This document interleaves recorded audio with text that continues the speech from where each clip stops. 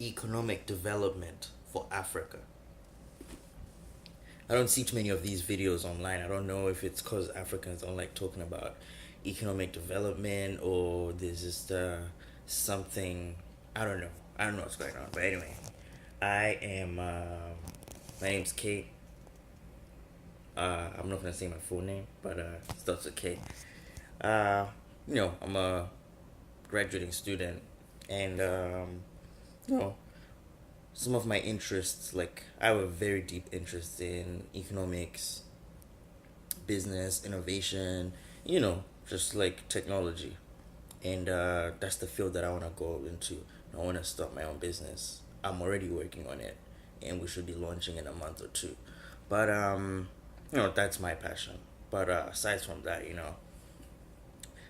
it has been shocking to me to see how much African people, especially the ones that leave Africa and come over here. Like right now, I'm living in Canada.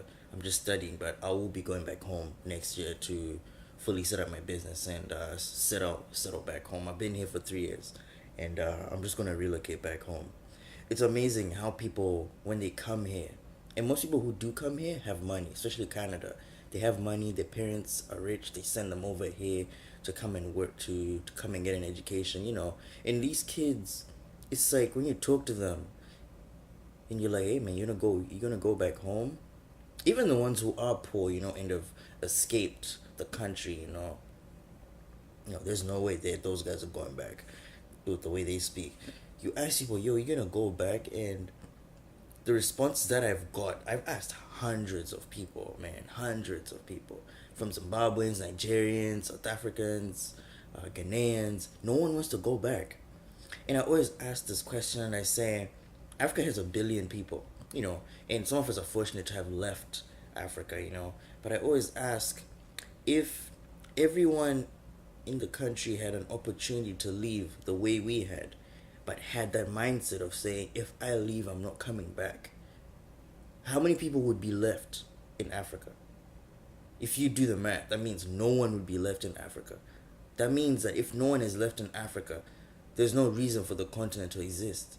That means that everyone is running away from their problems. That means who's going to solve those problems? No one's going to solve our problems. And once again, you wonder how slavery happened. You wonder how we continue to be controlled in this world. I have a contrarian view that as much as the people who love to control Africa and all that, I feel that the world is all kind of moved on. We live in a capitalistic world, a truly capitalist world, that says those who have skills will get to the top. People trade. It's a give and take world. You have to contribute something to the world such that it can value you. As long as Africa cannot contribute anything to the world, we will continue to be exploited in this world. We need to clean up our continent. But who's going to clean it up if everyone is running away? It's shocking. You know, Black Americans, they've said we're never going back to Africa. They'll rather stay in the United States and, in a system that'll continuously rape them, in a system that'll continuously, undermine them. They have nothing over there, The majority of them. I'm not talking about the rich ones in sport. I'm talking about the majority, the 90%, not the 10%, the 90% who are structurally left behind. You look at Africa, man. I've been there. It's the mindset back home is useless as well, man. You talk to people and you're like, yo, we need to stand up and build our own continent. How do you build a continent? That's stuff that I'm going to talk about in my next video. But in this video, man, I just wanted to talk about, where's the passion, man?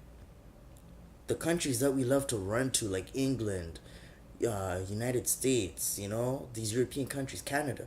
Their forefathers, man, they put in work. They suffered to build those countries. Of course, they exploited other races and stuff. But at the same time, they put in thought. To be exploited means you were in a position to be exploited. We need to put ourselves in a position to win. We need to think about Africa 30 years from now, 40 years from now. With the increase of technology, we can improve Africa in such a short time. But it needs people who are ready to change it. So catch up to my next